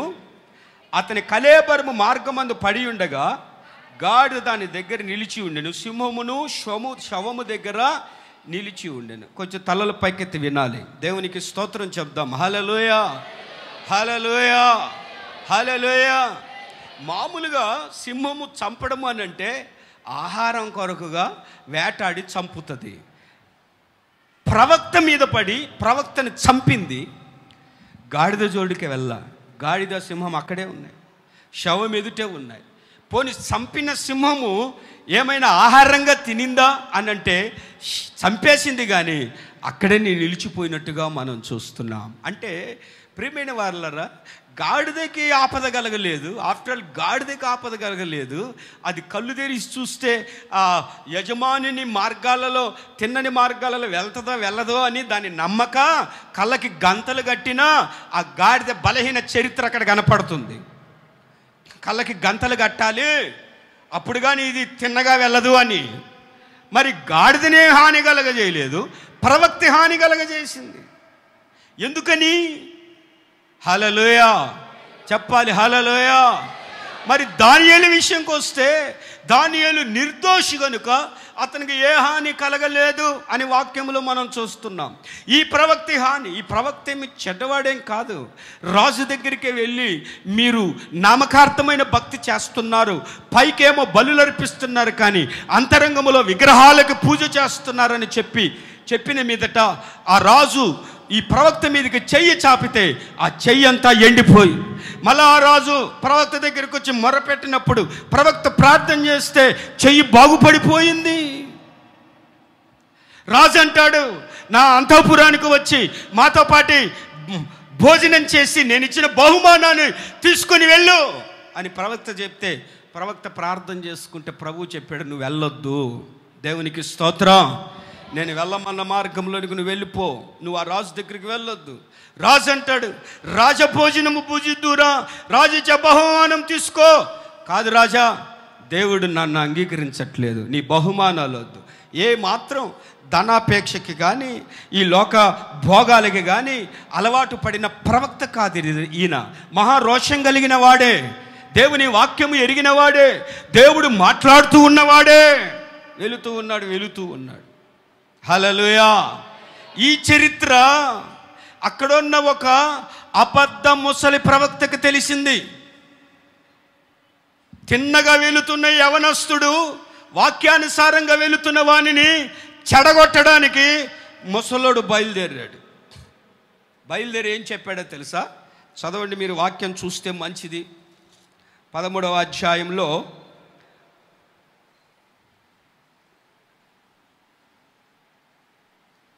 15వ వాక్యం.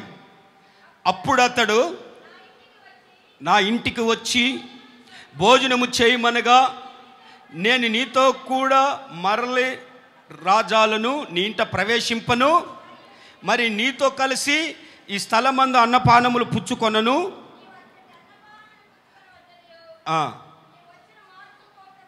తిరగవద్దని యెహోవా వాక్కు చేత నాకు సెలవాయెను. అందుకతడు, నేనును నీ వంటి ప్రవక్తనే, మరియు దేవదూత ఒకడు యెహోవా చేత సెలవు పొంది అన్నపానములు పుచ్చుకొనుటకై అతని నీ ఇంటికి తోడుకొని రమ్మని నాతో చెప్పినని అతనితో అబద్ధమాడగా.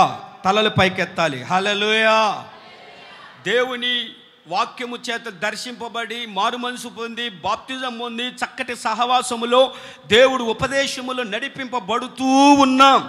ఈ దినాన్ని ఏ విగ్రహారాధికుడో ఏ సాతాను సంబంధో వచ్చి నీ మార్గాన్ని తిప్పట్లేదు. చిన్నగా ఇదిగో ఇప్పుడే దేవదూత నాతో మాట్లాడాడు, దేవుడి వాక్కు నన్ను దర్శించబడింది, నీవు లేత ప్రవక్తవి, నేను ముదురు ప్రవక్తని అని వచ్చాడు ముసలోడు. వచ్చి దేవుడు నాతో మాట్లాడాడు, ఇప్పుడే దేవుడు సెలవిచ్చాడు, నువ్వు మా ఇంటికి తీసుకెళ్ళమన్నాడు, నిన్ను నీకంత భోజనం పెట్టమన్నాడు, నీ క్షేమం కోరమన్నాడు అని అబద్ధమాడాడట. ఎవరు అబద్ధమాడాడు? దేవుడే చెప్పాడని అబద్ధమాడాడు. చేసుకున్న తీర్మానాలు, నడిపింపబడుతున్న సంఘ సహవాసాల్ని చెడగొట్టే పరిస్థితులు కొంత అబద్ధ ప్రవక్తల ద్వారా సంఘాలలో జొరబడవచ్చు. ఇతను దేవుడు చెప్పాడంట కదా. అప్పుడేమో రాజు భోజనానికి రమ్మంటే, ప్రభువా వెళ్ళొచ్చా, కూర్చోవచ్చా, బహుమానం తీసుకోవచ్చా, వద్దు నువ్వు వెళ్ళు అంటే బయలుదేరినోడు. ఇప్పుడు ముసలి ప్రవక్త చెప్తే దేవుణ్ణి అడగచ్చు కదా. దేవునికి స్తోత్రం. హల్లెలూయా. అబద్ధ ప్రవక్తలు జొరబడుతున్నటువంటి దినాలు. దేవుని ఉపదేశాన్ని, ప్రభువు మనకిచ్చిన ఉపదేశాన్ని, ఎవరి ఉపదేశం ఇది? Hosanna ministry ఉపదేశమా? యేసన్న గారి ఉపదేశమా? కానే కాదు. దైవజనులు రోషముగా ఎప్పుడూ చెప్పేవారు, దేవుడు అనుగ్రహించిన బోధలో సంఘము కట్టబడాలి. మనుషుల మాయోపాయాల చేత త్రిప్పబడకూడదు, మనుషుల జ్ఞానము చేత కట్టబడకూడదు. ఇక్కడ కట్టబడిన ప్రతి అనుభవము దేవునికి మహిమకరంగానే ఉండాలి. హల్లెలూయా. ప్రభు మాత్రమే ఘనతాస్పరుడు, ప్రభు మాత్రమే సన్మానానికి యోగ్యుడు, ప్రభు మాత్రమే ఆరాధనకు యోగ్యుడు అని దైవజనుల ద్వారా ప్రభు నామం మహిమపరచబడిన సందర్భాలు మన కళ్ళకు కట్టినట్టుగా కనపరచబడుతూ ఉన్నాయి. సమస్యలు వస్తాయి, త్రుటిల్లబడే పరిస్థితులు వస్తాయి, మనస్సాక్షిలో కల్మషం ఏర్పరచబడుతుంది. విడుదల పొందడానికి ఒక మార్గం ఉంది. నీ మార్గములు తిన్నని మార్గములలో, తేజరిల్లగలిగిన మార్గములలో, ప్రభు నామానికి మహిమ కలిగిన మార్గాలలో, ప్రభు నడిచిన బాటలలో నడిపించగలిగిన అనుభవాలు లేఖనాలలో ప్రభు మన కొరకు ఏర్పాటు చేసి ఉన్నాడు.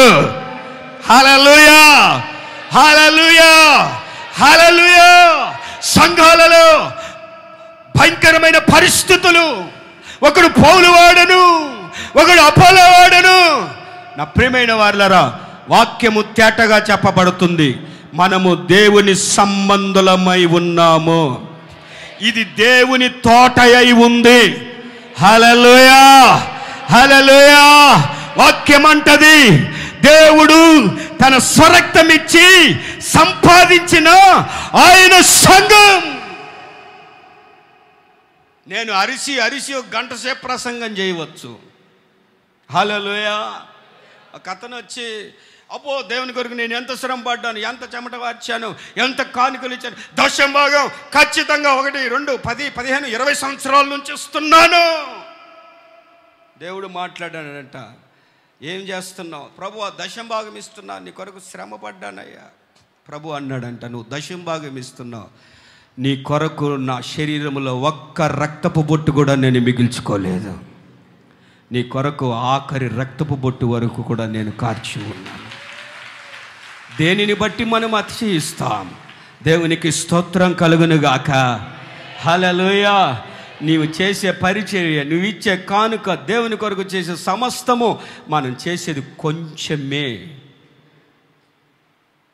ప్రియమైన దేవుని బిడ్డలారా, ఆ కొంచానికి కూడా నీవు చేసిన పరిచర్యని మర్చిపోవుటకు దేవుడు అన్యాయస్తుడు కానే కాదు. నూరంతలుగా సహాయం చేయటకు ఆయన శక్తి కలిగిన వాడు. హల్లెలూయా, హల్లెలూయా. వాక్యము చదవండి అక్కడ మీరు, అదే 13వ అధ్యాయంలో 21వ వాక్యం. అంతటా అతడు యూదాదేశంలో నుండి వచ్చిన దైవజనుని పిలిచి, యెహోవా ఈలాగున ఆజ్ఞ ఇచ్చుచున్నాడు, నీ దేవుడైన యెహోవా నీకు ఆజ్ఞాపించిన దానిని గైకొనక ఆయన సెలవిచ్చిన నోటి మాట మీద తిరగబడి నీవు వెనకకు వచ్చి నీవు అచ్చట అన్నపానములు పుచ్చుకొన వాళ్ళదని ఆయన సెలవిచ్చిన స్థలమున భోజనం చేసి ఉన్నావు గనుక సింహము అతని మీద పడింది. దేవుని అబద్ధ ప్రవక్తల ఉపదేశములో చెడగొట్టే పరిస్థితులలో చిక్కుకుంటే దేవుని మీద తిరగబడినట్టట. దేవునికి స్తోత్రం. హల్లెలూయా, హల్లెలూయా. సేవ చేసేది తెలియక కాదండి. ప్రభు ఒక ఇల్లు ఇచ్చాడు, ప్రభు ఒక సహవాసం ఇచ్చాడు. శరీర సంబంధమైన బంధాలు వదులుకున్నప్పుడు ఆత్మ సంబంధమైన పరిశుద్ధుల సహవాసములో దేవుడు అంటుగట్టాడు. అన్నదమ్ములని తల్లిదండ్రులు వదిలిపెడితే నూరంతలుగా ఇస్తానని సహవాసములో ప్రభు అనుగ్రహించి ఉన్నాడు. హల్లెలూయా, హల్లెలూయా. ఇది ఉపదేశం, ఇది దేవుని సంఘం, మరి ఇది విశ్వాస గృహం. ప్రభు రాజ్యానికి నన్ను నేను సిద్ధపరచుకునే ఒక ఉన్నతమైన స్థలం. ఇక్కడి నుంచే ప్రభు దగ్గరికి వెళ్ళిపోవాలి. ఏ ఉపదేశం మనల్ని తిప్పుతుంది? ఏ ఉపదేశం మనల్ని తిప్పుతుంది? సేవ సేవ అని పరిగెత్తుతున్నారు ఈ దినాన యవ్వనస్తులు.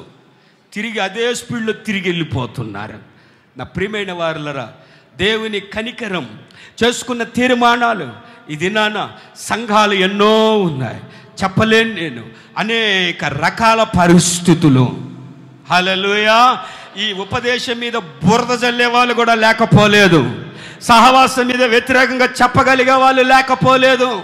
దానికి ఆ అబద్ధ ప్రవక్తని గుర్తుపట్టలేకపోతే ప్రియమైన వారు, దేవునికి మనము తిరుగుబాటు చేస్తామేమో, తిరుగుబాటు చేసిన పరిస్థితులు అయితే సింహము నోటకి మనము కప్పబడిపోతామేమో అన్న విషయాలు కూడా జాగ్రత్త కలిగిన వారమై ఉండాలి. దానియేలు వైపు చూడను కూడా చూడలేదు. దావీదు సంసోను మీదకి వచ్చినా కానీ చచ్చాయి. కానీ మన పరిస్థితులు ఏంటి? హల్లెలూయా, హల్లెలూయా. ఇంకొక చరిత్ర ఉంది, రెఫరెన్స్ చెప్తాను, మీరు ఇళ్ళకెళ్ళి చదువుకోండి. 2వ రాజుల గ్రంథం 17వ అధ్యాయంలో 25, 21 నుంచి ఉంటుంది. ఇది కూడా ఒక సింహము ఆ వ్యక్తిని చంపింది. అతడు భయభక్తులు లేనందున, దేవుని మర్యాద తెలియనందున. మీరు ఇళ్ళకెళ్ళి చదువుకోండి. హల్లెలూయా. 3 మాటలు మనం విన్నాం. దేవుడు అతని మార్గమును నేను తేజరిల్లింప చేస్తాను. మొదటి మాట వాక్యములో మనము గమనించాం.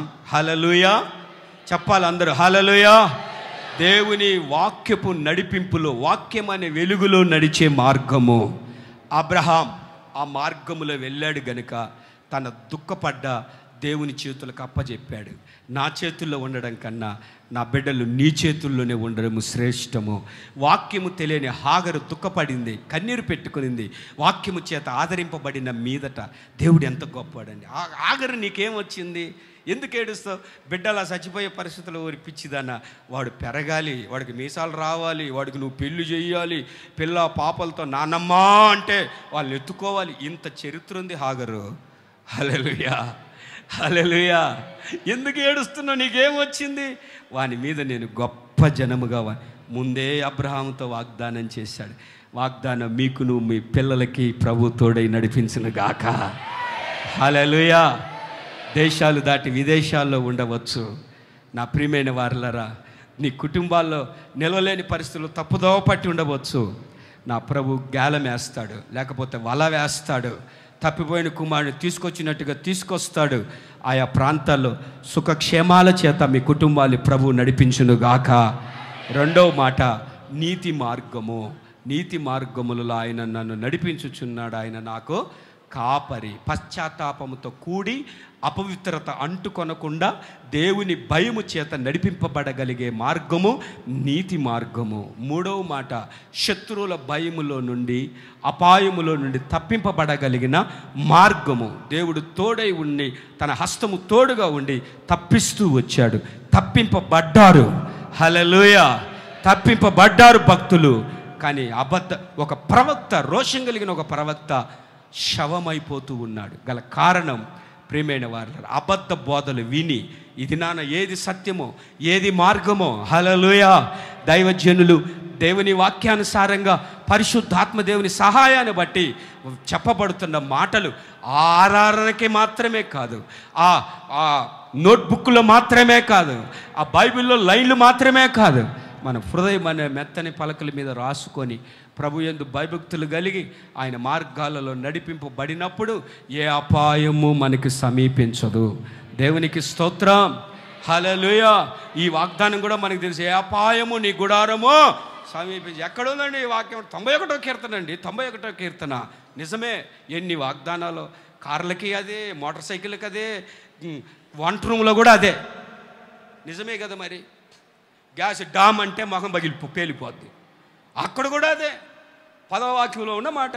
మరి మొదటి వాక్యాన్ని ఎవరికది అని అంటే, మహోన్నతుని చాటున నివసించు వానికి. ఇప్పుడు పెట్టండి 10వ వాక్యం. హల్లెలూయా, హల్లెలూయా. అపాయము సమీపించదు. నీ మార్గములు ప్రభు తేజరిల్లునుగాక. అందుకనే ఆజ్ఞాపిస్తున్నాడు, అందుకనే రప్పించాడు, అందుకనే పిలిచి ఉన్నాడు. ఆయన కృప, ఆయన కాపుదల, ఆయన క్షేమము, ఆయన హస్తపు నీడ నిరంతరము మనకు తోడై ఉండి నడిపించును గాక. ప్రార్థన చేసుకుందాం, ప్రార్థన చేసుకుందాం. అలాగే మోకరిల్లి కొద్ది సమయం దేవుని సన్నిధిలో ఉన్న నిన్ను నీవు పరీక్షించుకోవలసిన సమయం. దయచేసి ఎవ్వరు కదలొద్దు. ఒక్క నిమిషం నీ మార్గాలు తేజరిల్లాలని ప్రేమాస్వరూపి నిన్ను నేను రప్పించుకున్నాను, నేను నిన్ను పిలుచుకున్నాను, నేను నీకు ఆజ్ఞాపించి ఉన్నాను. నేనే. నోరు తెరిచి ప్రార్థన చేయండి. యేసయ్యా మీకు స్తోత్రం. మన మార్గాలలో వాక్యానుసారమైన వెలుగుకరమైన మార్గాలు ఉన్నాయా? ప్రార్థన చేయండి, ప్రార్థన చేయండి. నోరు తెరిచి ప్రార్థన చేయండి. వాక్యము నిన్ను ఆదరిస్తూ ఉంది.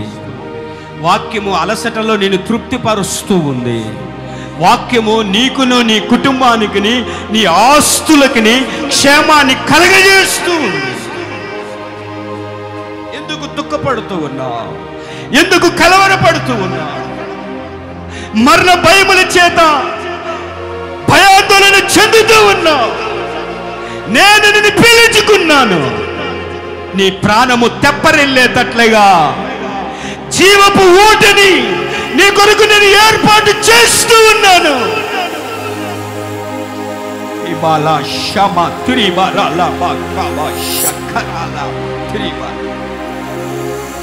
నిలువెత్తుగా నిలిచి ఉన్న అప్పుల సమస్యల చేత నువ్వు కృంగిపోయి ఉన్నావేమో, అలసట చెంది ఉన్నావేమో. నీ రెండో చేతులెత్తి దేవుని దగ్గర ప్రార్థన చేయి. దేవుని వాగ్దానము నిలిచే ఉంది. నిన్ను నేను గొప్ప జనముగా చేయబోతూ ఉన్నాను. గొప్ప జనముగా చేయబోతూ ఉన్నాను. నీ బిడ్డలను గొప్ప జనముగా చేయబోతూ ఉన్నాను. Holy the power ibala shama tribala tamasharala నా దేవుని కాపుదల, నా దేవుని హస్తం ఇది నా దేవుడు నీకు తోడుగా ఉంచి ఉన్నాడు. వాక్యము చేత ప్రభు నిన్ను బలపరుస్తూ ఉన్నాడు. నీ మార్గములు తేజరిల్లును గాక. నీతి మార్గములలో యెహోవా నన్ను నడిపించుచు ఉన్నాడు. ఆయన నాకు మంచి కాపరి. నా మార్గములు నీతి మార్గముల వలె తేజరిల్లేటట్లుగా ప్రభు నన్ను నడిపిస్తూ యేసయ్యా మీకు స్తోత్రం, స్తోత్రం. హల్లెలూయా, హల్లెలూయా. నీతి మార్గం నీ సంపాదనలో, కుటుంబ వ్యవస్థలో ఎవరి బిడలారా బ్రతుకు దినములన్నిట మీ మార్గాలలో నా దేవుని నీతిని కనపరిచేటట్లుగా చెప్పండి. దేవునికి దావీదు చెప్పినట్టుగా నీతి మార్గములలో ఆయన మమ్మల్ని నడిపించుచూ ఉన్నాడు. దేవునికి విరోధమైన వాటిని ఒప్పుకొని ఆయన సన్నిధిలో పశ్చాత్తాపపడి విడిచిపెట్టి, అంత పెద్ద వయసు కూడా చూసుకోలేదండి. యాకోబు కుమారులు పెద్దవాళ్ళైనా చిన్నవారి ఎదుట సాష్టాంగపడిపోతూ ఉన్నారు. మమ్మల్ని క్షమించు బాబు, మమ్మల్ని కనికరించు బాబు. ఎంతవరకు కల్మషము కలిగిన మనస్సు, నేరారోపణ చేసే మనస్సు. యేసయ్యా మీకు స్తోత్రం. దావీదు తన ముఖం మీద తానే ఉమ్మి వేసుకుంటూ ఉన్నాడు. ప్రభువా నన్ను క్షమించండి అయ్యా, నూతన జీవితాన్ని నాకు అనుగ్రహించండి నాయన. నామకార్థమైన అనుభవాలలో నేను బ్రతకలేను ప్రభువా. నీతి మార్గములను నన్ను నడిపించు. యేసయ్యా, యేసయ్యా, యేసయ్యా. ప్రార్థన చేయి. తండ్రి, తల్లి, సహోదరుడు, సహోదరి, నా దేవుడు కరుణ సంపన్నుడైన దేవుడు. నీ పక్షాన నా దేవుడు తోడై ఉంటాడు. తరతరాల దీవెన, తరతరాల దీవెన దావీదుకు కలుగ చేసినట్టుగా నీ సంతానాన్ని నా దేవుడు ఆశీర్వదిస్తూ ఉన్నాడు. శత్రువుల భయము, మరణ భయములో నిన్ను దేవుడు విడిపిస్తూ ఉన్నాడు. సింహము భయములో నిన్ను ప్రభు విడిపిస్తూ ఉన్నాడు. ఉపదేశపు అనుభవాలు తప్పిపోకుండా ప్రభు మనకిచ్చిన ఉపదేశములో, చేసుకున్న తీర్మానములో అంతము వరకు కాపాడగలిగిన దేవుని వైపు నిరీక్షణ కలిగి నీ చేతులను అప్పజెప్పి ఆయన కృపలో నడిపింపబడుదువు గాక. నీ మార్గములను తేజరిల్లింప చేయును, నీ మార్గములు తేజరిల్లును గాక. ప్రార్థన ప్రార్థన. పరిశుద్ధుడా, ప్రేమ స్వరూపి, దయగల తండ్రి, ఈ ఉదయకాలమందు మీ వాగ్దాన రీతిగా మీరు మా మధ్యలోనికి అదృశ్య దేవుడిగా ఆత్మస్వరూపిగా వచ్చినందుకై మీ స్తోత్రం నాయన. మీ జీవపు మాటలతోటి మీరు మా ఒక్కొక్కరితో మాట్లాడినందుకై స్తోత్రం. నేనే ఆజ్ఞాపించున్నాను, నేనే అతన్ని పిలిచి తిని, నేనే అతన్ని రప్పించి తిని, అతని మార్గం తేజరిల్లునని చెప్పి మీరు వాగ్దానం చేసిన గొప్ప దేవుడు, నమ్మదగిన వాడా, వాగ్దానం నెరవేర్చుటకు సమర్థుడా, శక్తివంతుడా, మీ స్తోత్రం. స్తోత్రం అయ్యా, స్తోత్రం స్తోత్రం అయ్యా. మా జీవితాల్లో తండ్రి అంతకంతకు మా మార్గాల్లో ప్రభు తేజరిల్లాలని ఆశించిన వారే యేసు రాజా,